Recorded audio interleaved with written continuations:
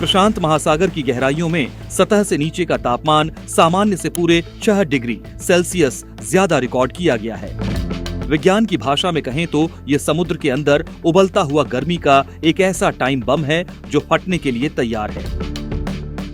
विश्व मौसम विज्ञान संगठन WMO ने ऑफिशियली कंफर्म कर दिया है कि साल 2026 में एक बेहद खतरनाक और मध्यम से बहुत मजबूत अल नीनो दस्तक दे रहा है।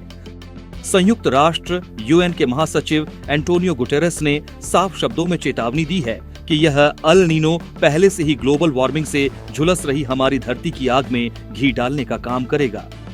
जून से अगस्त 2026 के बीच इसके एक्टिव होने की संभावना 80% है, जो नवंबर आते आते 90% से भी ऊपर चली जाएगी। इसका सीधा मतलब है पूरी दुनिया में रिकॉर्ड तोड़ गर्मी, सूखा और भारत के लिए एक कमजोर मानसून का तगड़ा झटका।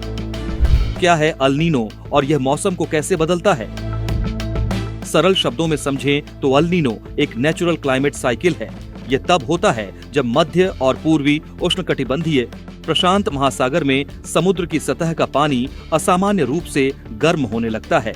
यह El Nino southern oscillation ENSO नाम के एक बड़े सिस्टम का हिस्सा है। जब यह सिस्टम ठंडा होता है तो उसे लानीना कहते हैं और जब गर्म होता है तो अल नीनो।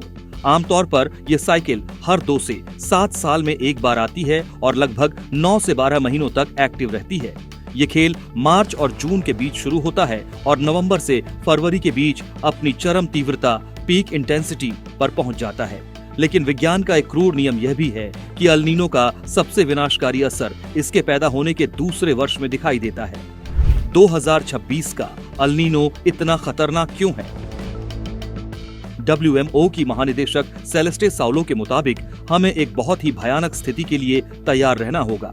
इससे पहले साल 2023 से 24 में आया अल नीनो इतिहास के 5 सबसे खतरनाक अल नीनो में से एक था, जिसने 2024 को अब तक का सबसे गर्म साल बना दिया था।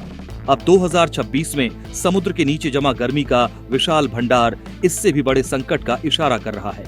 ग्लोबल सीजनल क्लाइमेट अपडेट की रिपोर्ट कहती है कि जून, जुलाई और अगस्त के महीनों में दुनिया के लगभग हर कोने में तापमान सामान्य से काफी ऊपर रहने वाला है।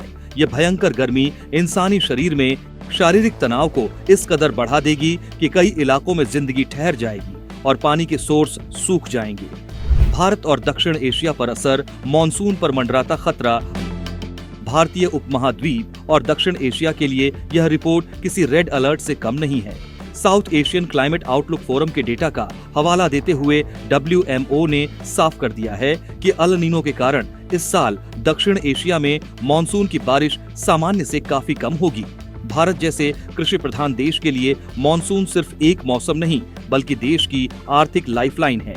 अगर मॉनसून कमजोर पड़ता है तो इसका सीधा और जानलेवा असर फसलों के उत्पादन, पीने के पानी की किल्लत और खाद्य सुरक्षा, फूड सिक्योरिटी पर पड़ेगा। ग्रामीण अर्थव्यवस्था जो पूरी तरह खेती पर टिकी है, सूखे की मार से पूरी तरह चरमरा सकती है। जब भारत और दक्षिण एशिया बूंद बूंद पानी के लिए तरस रहे होंगे, ठीक उसी समय दुनिया के दूसरे हिस्सों में अल नीनो तबाही का दूसरा रूप दिखा रहा होगा। मौसम के इस अजीब असंतुलन के कारण भीषण बाढ़ की आशंका।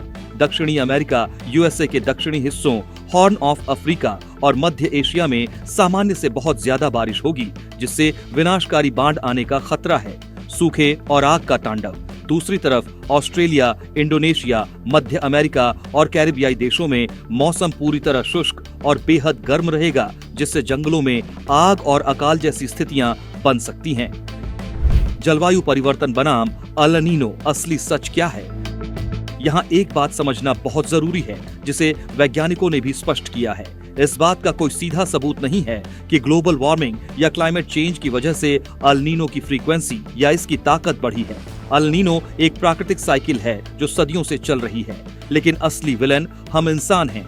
इंसानी प्रदूषण ने धरती के वातावरण और समुद्रों को पहले ही एक भट्टी बना दिया है। अब जब यह प्राकृतिक अल नीनो हमारी इस पहले से ही गर्म धरती से टकराता है, तो इसका असर कई गुना ज्यादा हिंसक हो जाता है। गर्म हवा में नमी और ऊर्जा सोखने की कैपेसिटी ज्यादा होती है। यही वजह है कि अल नीनो के आते ही अचानक आने वाली भयंकर बाढ़ या हफ्तों तक चलने वाली जानलेवा हीट वेव जैसी आपदाएं अब पहले से कहीं ज्यादा खतरनाक रूप ले रही हैं। WMO द्वारा इस रिपोर्ट को जारी करने का असली मकसद दुनिया को डराना नहीं, बल्कि सरकारों और मानवीय सहायता एजेंसियों को संभलने का आखिरी मौका देना है। एडवांस वेदर फोरकास्ट की मदद से हम अभी से एग्रीकल्चर, हेल्थ केयर, एनर्जी और वाटर मैनेजमेंट जैसे सेक्टर्स में बैकअप प्लान तैयार कर सकते हैं। संयुक्त राष्ट्र का मानना है कि इस ग्लोबल क्राइसिस से निपटने का अब एक ही रास्ता बचा है। दुनिया को तुरंत कोयले और तेल, फॉसिल फ्यूल्स पर अपनी निर्भरता खत्म करनी होगी।